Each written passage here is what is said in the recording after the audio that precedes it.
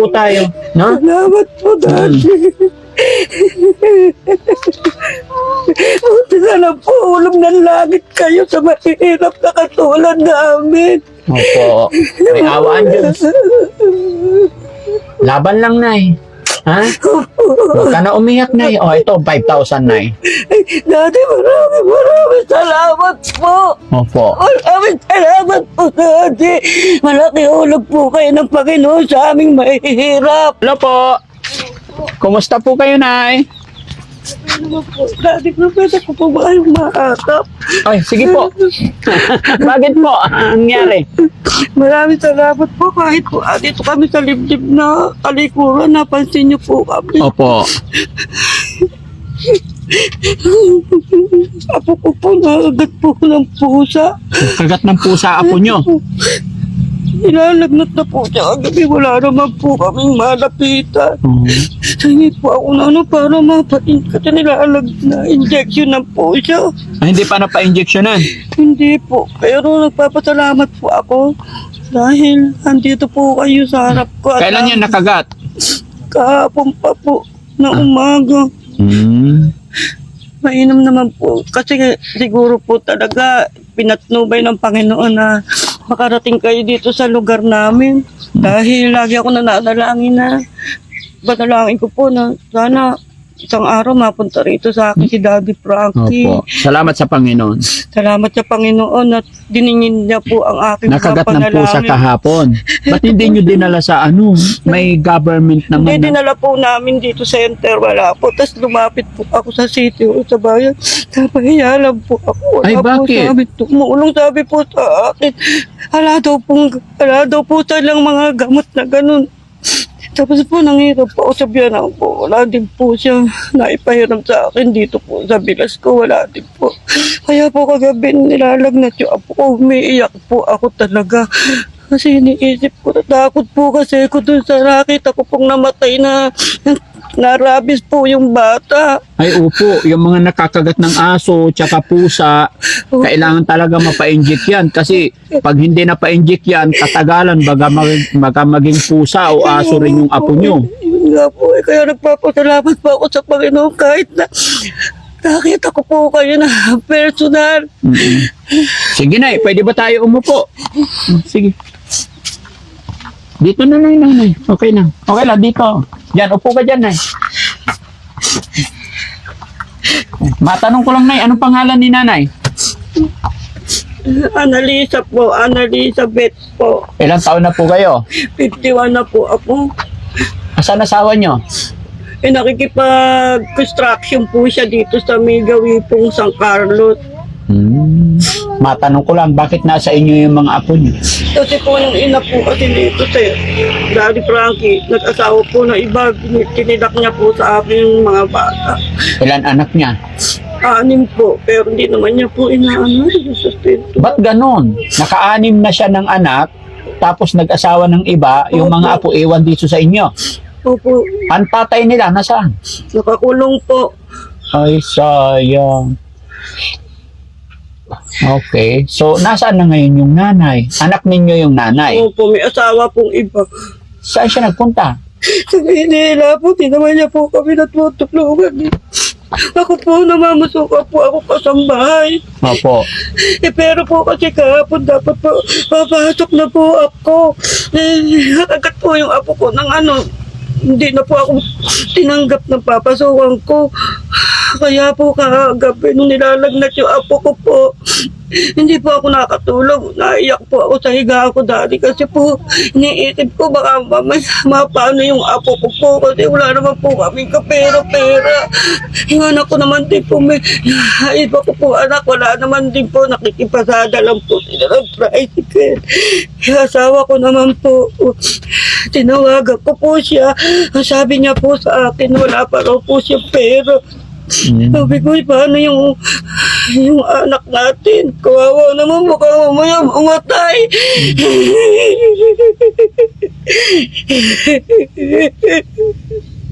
Kaya nagpapasalamat po ako dati sa Panginoon.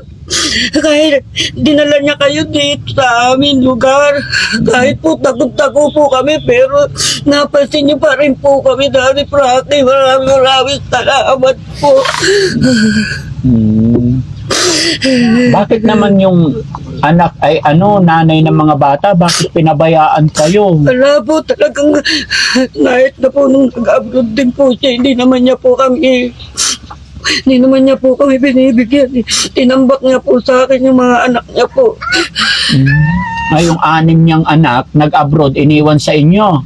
Opo, yung po, yung dalawa pong magkasunod na maliliit po na yan, ang iniwan sa akin. Kaya ako po ang nagpapaaral. Kaya namamasukan po ako kasambahay. Tapos sana po ako nakakapasok para mairaos ko na po yung mga apo ko po. Natitiis ng nanay yung mga anak niya? Sabi niya po sa akin na nasa inyo yan, di kayo bahala dyan. Ano magagawa ko? Sabi po niya po sa akin. Sabi ko, kahit pa paano, anak mo pa rin to. Opo. Ba't ganun siya magsalita? Anak niya yon. Oo po sa kanya. Nasabi ko nga po na ano ko nga po sa Panginoon, sana kahit po mahirap lang, Daddy, yung wala po nagkakasakit, wala po nagdidisgrasya, kahit ganito lang po yung aming buhay na sobrang hirap. Tinadanas po namin yung kahit isang tuka. Ba't ganun magsalita yung anak mo na parang ikaw pa yung sinisisi sa mga anak niyang 6? Kasi po sa totoo lang po, kasi gusto niya po kasi kunin itong bata. Hindi ko naman po maipagano kasi po yung malalaki niya pong anak na pariwara po. Yung kinuha nila po, kaya yung anak yung apo ko pong pinakabunsong babae, 13 pa lang po, nag-asawa na. Kaya ayaw mo nang ibigay? Ayaw ko na po ibigay kasi ang pangarap ko po kahit sa mga bata na yan, kahit makatapos lang po ng high school. Kasi po nakikita ko sa mga anak niya, wala man lang nakatapos kahit na grade 6 hanggang kinder lang po. Bakit? Ba't hindi niya napapaaral yung mga anak niya? Ewan ko po sa kanya, iba-iba po kasi sila ng mga tinitiran. Nasa amin po lahat yung mga anak niya po, daddy. Nasa akin po, pero kinuha po nila sa pilitan. Kasi ako po naawa din po ako sa mga bata kahit ganito lang po ako. Kahit ako na po ang maghirap, kahit na ako na po ang mag-survive. Bakit ako lang po yung mga bata, ayoko rin puntanasin ng mga apo ko yung dinadanas ko po, hirap na yung buhay. Ilan po ba anak niyo, Nay? Yung anak ko po, 4 po.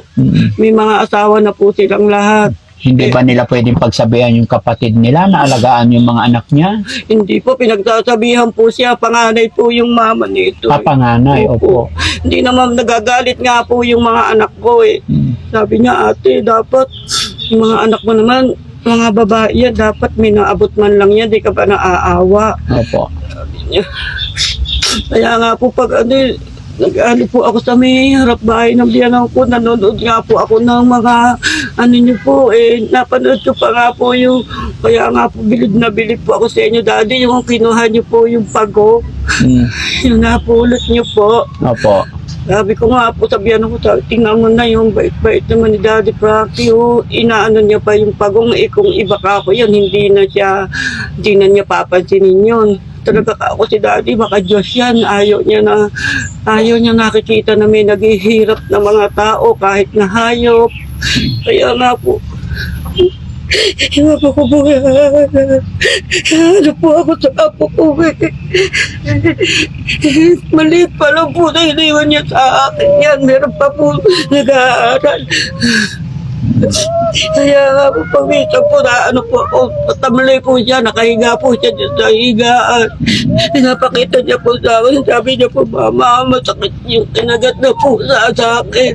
Sabi ko, anak, wala akong magawa, wala akong pera. Sabi ko, wala tayo, mahiram man lang ng pera. Nagmamakaawa po ako sa mga bayan. Alam naman ng nanay na nakagat ng pusa. Opo. Ano sabi ng nanay? Wala rin po daw po siyang magawa kasi galing daw po siya sa ospital. Pwede bang sabihin nyo na walang magawa, hindi ba pwedeng gawa ng paraan? Wala po. Kasi pag sasabihin nating walang magawa, parang tanggap na natin na paano kung naging pusa yan. Di ba? Mabaliw. Di ba? Ganun ang nangyayari pag hindi na pa-inject. Sabi ko nga po sa kanya, sabihin mo sa asawa mo naman. Opo. Sabi po niya, pagkagalitan daw po siya. Salbahe naman na nanay, no? Sige, Nay. Ayan ang problema mo.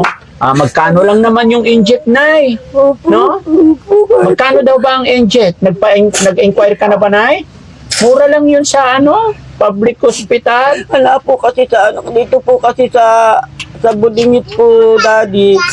Yun po kasi nakagat din ako dati na aso, nakihati lang po yung may-ari ng aso sa akin. Oo. Nakihati po kami, nagbayad po siya ng 500 po. Kada tatlong balik po kasi kada balik po namin 500. 500, so 1.5. Opo. Opo. Opo, yun. O, sige, Nay, huwag ka nang umiyak, no? Laban lang po tayo, no? Salamat po, Daddy. Buti na lang po, ulam ng langit kayo sa mahirap na katulad namin. Opo. May awaan Diyos. Laban lang, Nay. Ha? Huwag ka na umiyak, Nay. O, ito, 5,000, Nay.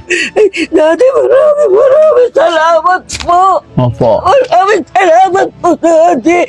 Malaki hulog po kayo ng Panginoon sa aming mahihirap. Opo. At nagpapasalamat din po ako kahit na loob itong aming tinitira. Napansin niyo po kami. Maraming salamat po, Daddy Frank. Nawa po ipagpalain pa kayo ng Panginoon at bigyan kayo ng maraming buhay at ng marami pa po kayong matulungang mga kagaya ko po. Marami po salamat, Daddy. Laban lang, Nay. Sige na. Hindi po natutulog ang Diyos. Laban lang Kaya na. nga po. Basta ingatan mo rin yung sarili mo, Nay, para mapalaki mo pa yung mga apo mo. Maraming salamat po talaga, Daddy. Maraming salamat po.